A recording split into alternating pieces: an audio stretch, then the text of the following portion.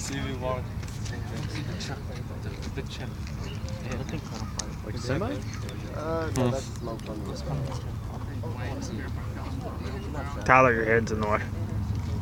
Hey y'all, the reason you wind up having to do this at your jobs and all, especially like with all these recalls, like Takata and all these companies that are made faulty airbags, oftentimes what they'll have you do is deploy the airbags first when you take them out of the car.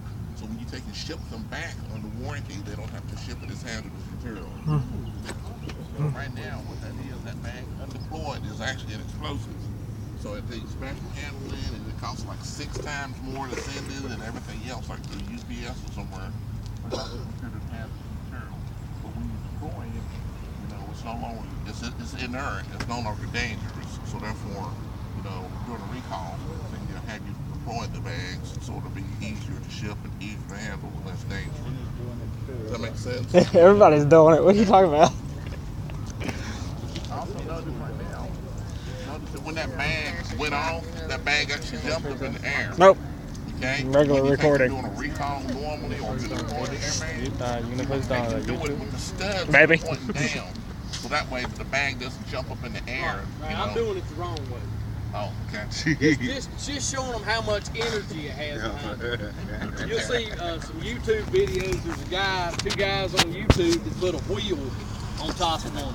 And then it jumps up there and they're all laughing until it comes down on the dude's roof and blows out the back glass of the car.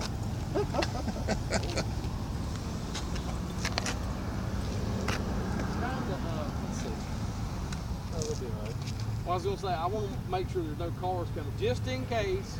It should stay in this, normally they stay in this area. That ain't always the case. It might go flying as far as the roadway. Move target.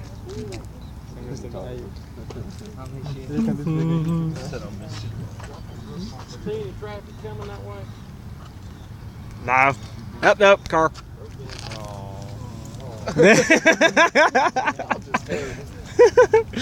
Something to do quick.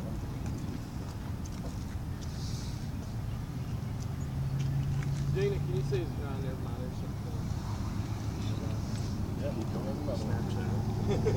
Put a something right there.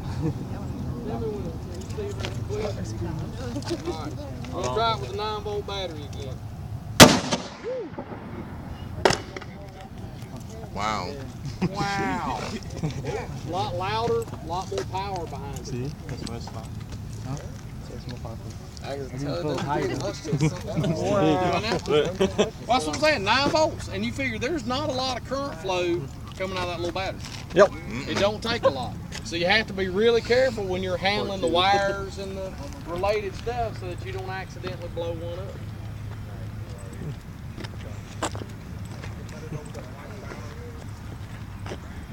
My guys ought to know what it is. Yep. Nitrogen. These are just like parachutes. When they pack them, whatever, somebody's probably seen this now. Used to be the first one in the 70s. They did them actually, a human being actually folded and put the bag in there. And like I said, they weren't wildly popular because seatbelts weren't being used. So General Motors, when they brought them out, I think it's 74, 75, they had cars that had airbags in them. They're very much just like what we're using right here. They just weren't accepted because people weren't wearing a seatbelt. Their body would start moving forward. They'd come into contact with the deploying airbag and it would actually hurt them worse than it would help them. Yeah, airbag system is dependent upon you using your seatbelt. Right. Because what's supposed to happen is it's supposed to catch it in the middle. You're supposed to take and double over in a crash circumstance. Then the airbag absorbs the energy from your upper body. Right. So it's counting upon you being held at your waist as you double over from the crash forces.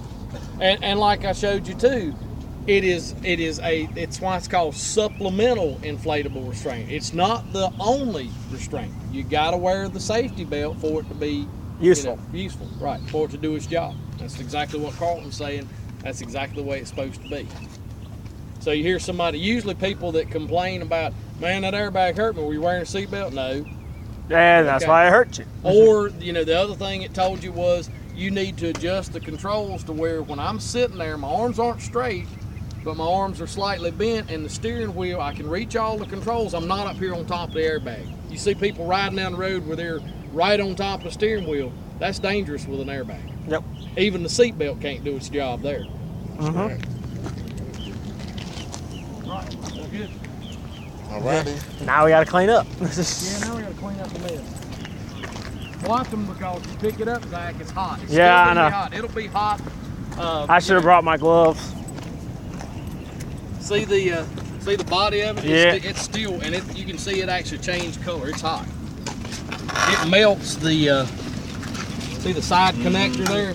Can you see where it melted the, it won't even unplug now. But they get hot. The other thing too, I don't know if Carlton mentioned it or not for you Ford guys, but you see a lot of stuff in the movies, that airbag blows up and it stays blowed up. That's all movie magic. These things have vents in them. They're designed to, if you've ever seen like the stunt men, when they jump off of something and they hit the bag on the ground, you see the flaps come out of the bottom of it. Like he said, it slowly decelerates the body rather than, you don't want something rigid and inflated like a balloon, because that's going to defeat the purpose. Yep. Yeah, no, sometimes Are you sniffing that? Oh, I was looking at it. Oh yeah. Something's gonna tear out. It's gonna oftentimes take a ruin your day. YouTube. Break the wheel. And that's why a lot of cars now, pretty much everything new after about 2005 or 6 has a sensor in the passenger seat. So when you sit in it, it turns the airbag on. If there's nobody sitting there, there's no point in deploying that airbag because it increases the cost of trying to repair the vehicle.